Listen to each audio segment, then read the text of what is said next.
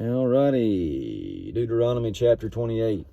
Looked like 27 was mostly about curses of disobedience. This first part of 28 is blessing because of obedience.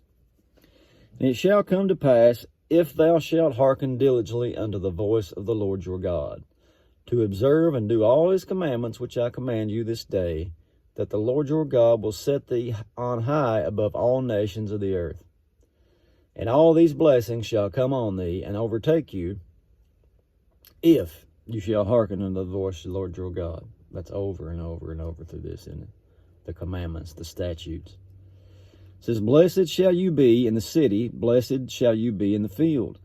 Blessed shall be the fruit of your body, and the fruit of your ground, and the fruit of your cattle, and the increase of your kine, and the flocks of your sheep. Blessed shall be thy basket and thy store. Blessed shall thou be when you come in, and blessed shall you be when you go out. The Lord shall cause your enemies that rise up against you to be smitten before your face. They shall come out against you one way, and flee before you 7 ways. The Lord shall command the blessing upon thee in thy storehouses, and in all that you set your hand unto, and he shall bless you in the land which the Lord your God gives you. The Lord shall establish you a holy people unto himself, as he has sworn unto you, if you shall keep the commandments of the Lord your God, and walk in his ways. And all the people of the earth shall see that you are called by the name of the Lord, and they shall be afraid of you. And the Lord shall make you plenteous in goods, in the fruit of your body, in the fruit of your cattle, in the fruit of your ground, in the land which the Lord sware unto your fathers to give you. The Lord shall open unto you his good treasure, the heaven, to give the rain unto the land in his season, and to bless all the work of your hand, and you shall lend unto many nations, and shall not borrow. And the Lord shall make you the head, and not the tail, and you shall be above only, and thou shalt not be beneath, if you hearken unto the commandments of the Lord your God, which I command you this day to observe and do them.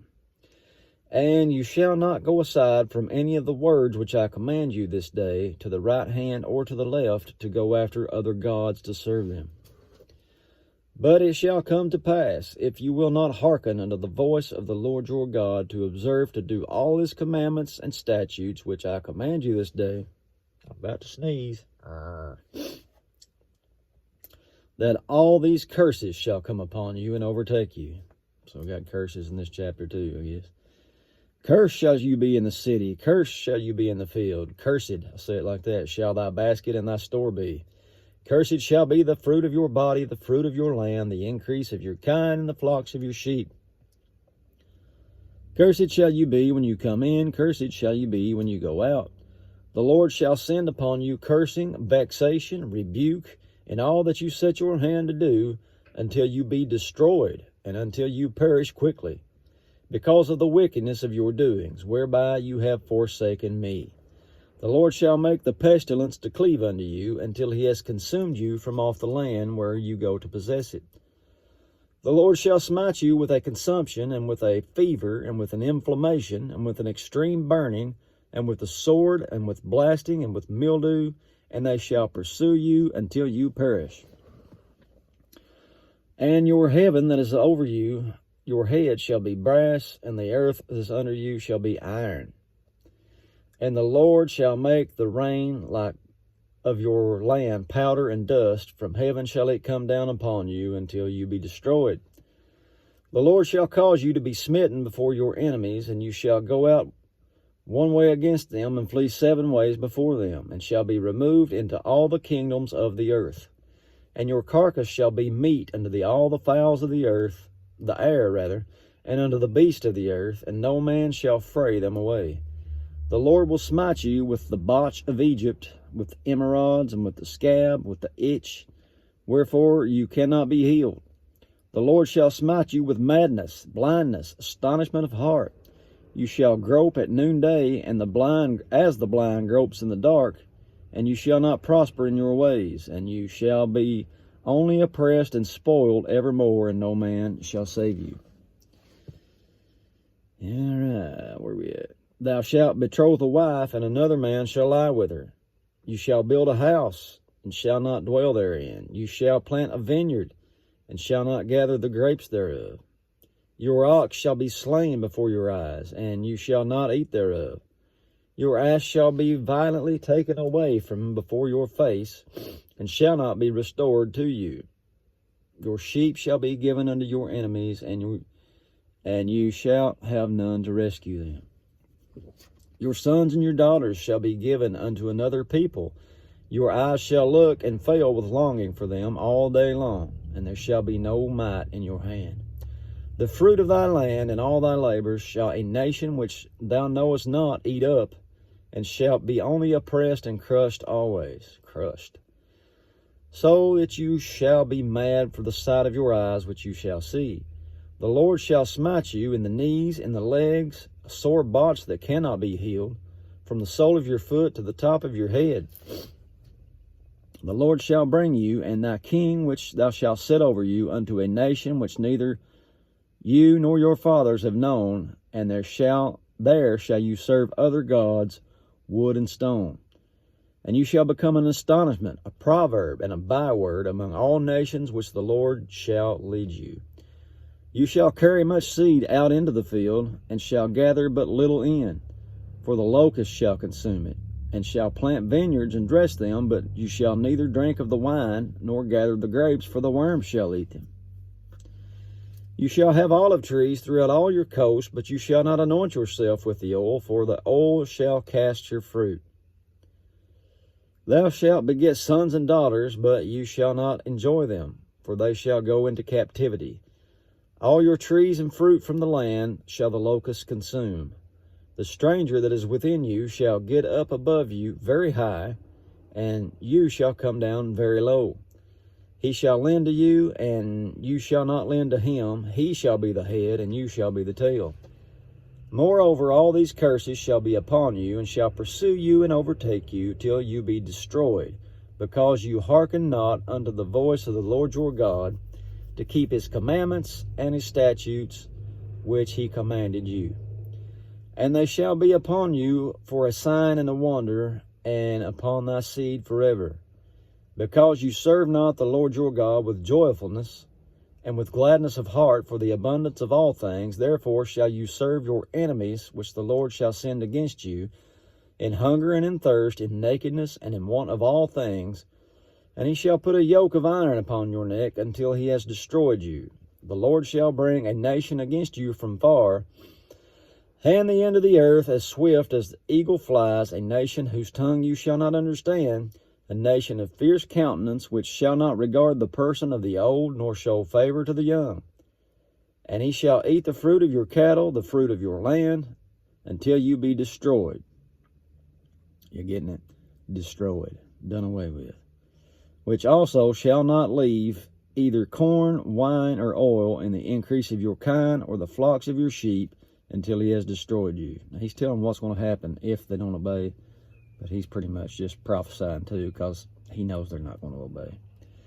And you shall eat the fruit of your own body, the flesh of your sons and daughters, which the Lord your God has given you, in the siege and in the straitness wherewith your enemies shall distress you.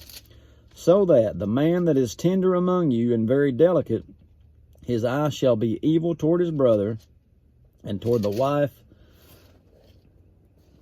of his bosom, and toward the remnant of his children, which he shall leave. Good night. How long is this chapter? So that he will not give to any of them of the flesh of his children, whom he shall eat, because he has nothing left him in the siege and in the straitness, wherewith thine enemies shall distress you in all your gates. You see that quite a bit in some of this. When the stuff's hitting the fan, so to speak, they start eating their own children. It's happening here a bunch. And it actually happens. It comes to pass later on down the line if you'll read some history. The tender and delicate woman among you, which would not adventure to set the sole of her foot upon the ground for delicateness and tenderness, her eye shall be evil toward her husband of her bosom, and toward her son, and toward her daughter, and toward her young one that comes out from between her feet, and toward her children which she shall bear, for she shall eat them for want of all things secretly in the siege and straitness, wherewith thine enemies shall distress you in thy gates. Now that sounds like it would, I just mentioned that, but that sounds like it'd be a metaphor. But if you look and see what happened to Jerusalem, remember this is Jerusalem. What happens to them? I know that Jerusalem ain't came yet, but he's prophesying that. 70 AD, when the Romans come in and destroyed that stuff, they told stories about people that was eating one another. It happened. And you see it in here when you get to the kings and stuff. There's 2 women that starved to death. One boiled their child, and they're supposed to boil the other one and eat it. No, that's just a mess. Anyway, let's move on from this. He says, you will not observe to do all the words of this law that are written in this book, that you may fear this glorious and fearful name, the Lord your God. Then the Lord will make your plagues wonderful, and the plagues of your seed, and the great plagues of a long continuance and more sore sickness, and of a long continuance. Moreover, he will bring upon you all the diseases of Egypt, which you were afraid of, and they shall cleave unto you. Also every sickness and every plague, which is not written in the book of this law, them will the Lord bring upon you, until you be destroyed. So he's not only going to send the things that he showed them, he's going to send them some new stuff, till they be destroyed. And you shall be left few in number, whereas you were as the stars of heaven for multitude, because you would not obey the voice of the Lord your God.